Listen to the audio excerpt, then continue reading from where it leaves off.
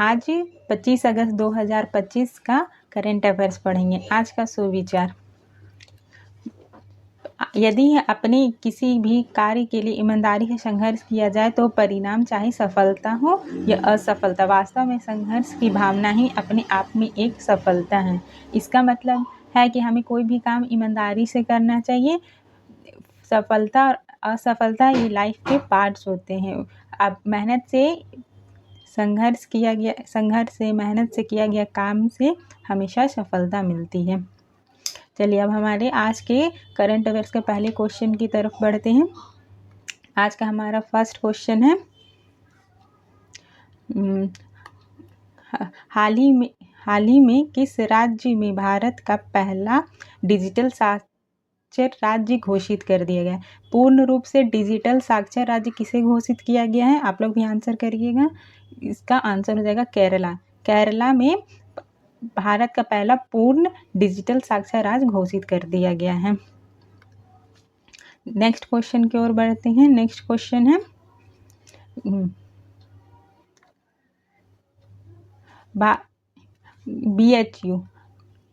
BHU के एक शोध के अनुसार, BHU मतलब होगा बनारस हिंदू यूनिवर्सिटी।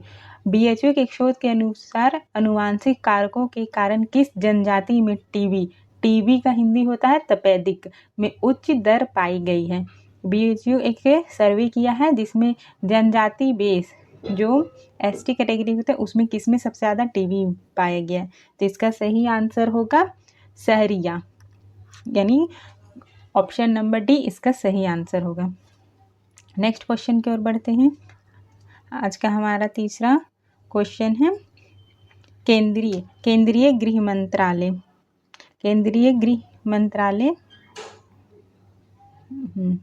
ठीक है, एक मिनट रुकिए।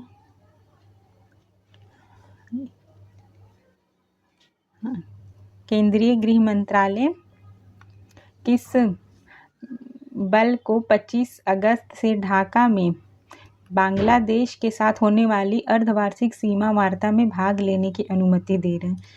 तो इसका सही आंसर BSF होगा। BSF को केंद्रीय गृह मंत्रालय ने 25 अगस्त को ढाका में बांग्लादेश के साथ होने वाली अर्धवार्षिक सीमा वार्ता में भाग लेने की अनुमति दी है। नेक्स्ट क्वेश्चन की ओर बढ़ते हैं हम लोग। क्वेश्चन नंबर 4 है, हाल ही में चर्चा में रहे कार्बन सीमा समायोजन तंत्र CBAM पहल का नेतृत्व कौन करेगा? इसका आंसर हो जाएगा यूरोपीय संघ इसका सही आंसर हो जाएगा। नेक्स्ट क्वेश्चन पढ़ते हैं, क्वेश्चन नंबर 5 की तरफ। क्वेश्चन नंबर 5 है, जून 2025 तक भारत में स्थापित परमाणु क्षमता लगभग कितने गीगावाट थी? मतलब इसमें जून तक भारत में परमाणु क्षमता से कितनी बिजली बनती है, कितनी गीगावाट थी? इसका सही आंसर हो जाएगा option number C 8.8 gigawatt. Next question की तरफ चलते हैं। क्वेश्चन नंबर 6,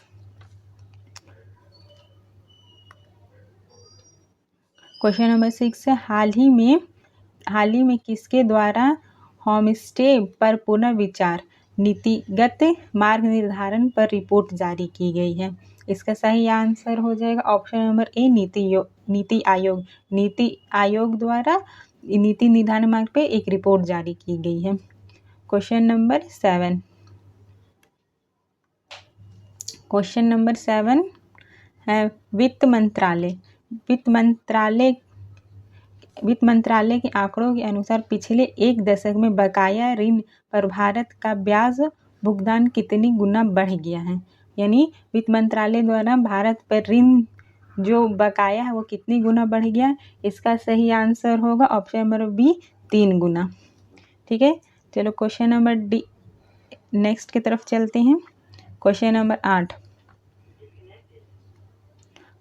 8 क्या कहता है, भारतीय अर्थव्यवस्था में निजी क्षेत्र ने किस माह में अब तक सर्वाधिक रिकॉर्ड की वृद्धि दर्ज की है। यानी भारत की अर्थव्यवस्था में निजी क्षेत्र यानी प्राइवेट सेक्टर में किस माह में सबसे ज़्यादा सर्वाधिक रिकॉर्ड दर्ज की है? तो इसका सही आंसर हो जाएगा ऑप्शन नंबर सी, अगस्त 2025 में। ठीक है, चलिए नेक्स्ट क्वेश्चन की तरफ चलते हैं। Question number 9। क्वेश्चन नंबर 9 क्या कह रहा है? अगस्त 2025 में भारत का विदेशी मुद्रा भंडार 1.49 अरब डॉलर से बढ़कर कुल कितने अरब डॉलर तक पहुंच गया है? यानी विदेशी मुद्रा भंडार जो भारत के पास है वो 1.49 अरब से कितनी गुना बढ़ गया है? इसका सही आंसर हो जाएगा ऑप्शन नंबर बी, 695 अरब डॉलर। क्वेश्चन इसका सही आंसर ऑप्शन नंबर बी हो जाएगा। क्वेश्चन नंबर 10 की तरफ चलते हैं। हाल ही में किस देश के 22वें Indian Institute of Management IIM स्थापित करने की घोषणा की गई है? यानी किस राज्य में 22वां इंडियन इंस्टीट्यूट ऑफ मैनेजमेंट, जिसे हम शॉर्ट में IIM कहते हैं, स्थापित करने की घोषणा की है? तो इसका सही आंसर हो जाएगा ऑप्शन नंबर बी, असम में। नेक्स्ट क्वेश्चन की तरफ, क्वेश्चन नंबर 11।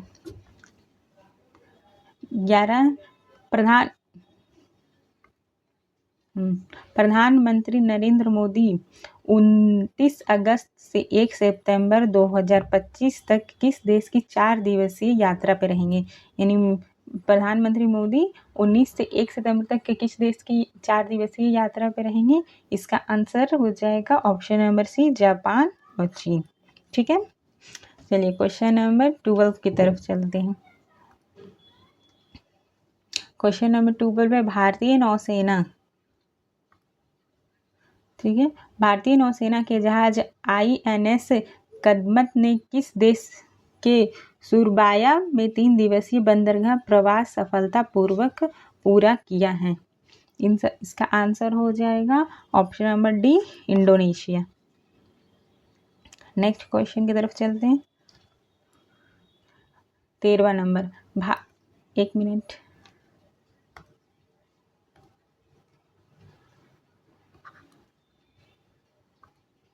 वो 13वां नंबर क्वेश्चन देखते हैं। भारतीय डाक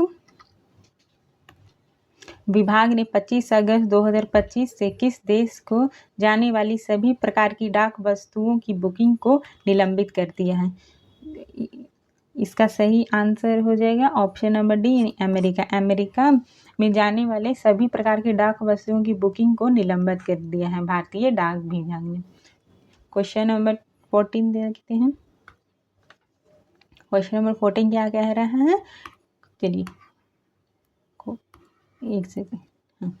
क्वेश्चन नंबर 14, भारत ऑस्ट्रेलिया व्यापक आर्थिक सहयोग समझौता यानी भारत ऑस्ट्रेलिया CECA पर 11वें दौर की वार्ता कहाँ आयोजित की गई है? तो इसका सही आंसर हो जाएगा ऑप्शन नंबर ए, नई दिल्ली में। ठीक है, क्वेश्चन नंबर 15 की तरफ चलते हैं। दुनिया का दूसरा सबसे बड़ा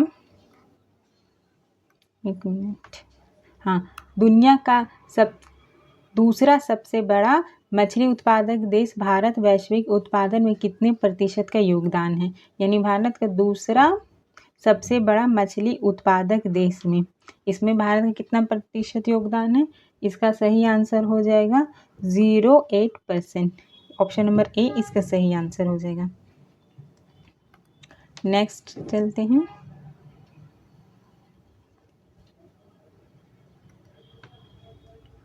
सोलह नंबर, बिरजिस कद्र के अंतिम नवाब वाजिद अली शाह के पुत्र थे। यानी बिरजिस कद्र के अंतिम नवाब वाजिद अली शाह के पुत्र थे।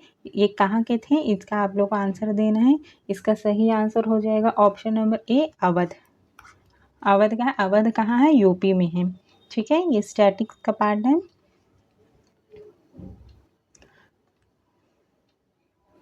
क्वेश्चन नंबर 17, अखिल भारतीय आयुर्विज्ञान संस्थान AIIMS की स्थापना कब हुई थी? एम्स की स्थापना कब हुई थी ये आप लोग बताना है। इसका सही आंसर हो जाएगा ए, ऑप्शन नंबर ए इसका सही आंसर हो जाएगा। क्वेश्चन नंबर 18 की तरफ चलते हैं। हिंद महासागर के दक्षिण पूर्व में स्थित किस देश के साथ भारत की समुद्री सीमा लगती है? इसका आपको आंसर देना है कि हिंद महासागर के दक्षिण पूर्व में स्थित किस देश के साथ भारत की समुद्री सीमा लगती है? इसका सही आंसर हो जाएगा ऑप्शन नंबर सी, इंडोनेशिया।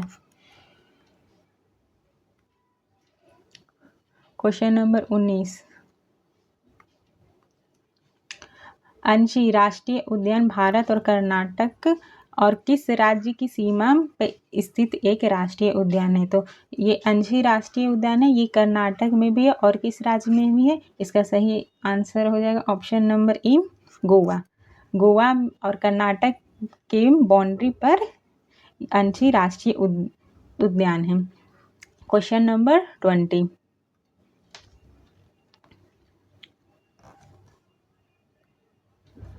निम्नलिखित में से कौन सा ग्रंथ प्रदर्शन कलाओं पर आधारित है जिसकी रचना का श्रेय ऋषि भरत को दिया जाता है? यानी कौन सा इसमें से ग्रंथ है जिसकी रचना का श्रेय ऋषि भरत को दिया जाता है? तो इन सब में से इसका आंसर ऑप्शन नंबर सी होगा, नाट्य शास्त्र। ये थे हमारे आज के करंट अफेयर और स्टैटिक्स के कुछ क्वेश्चन। फिर नेक्स्ट वीडियो में मिलते हैं। Thank you.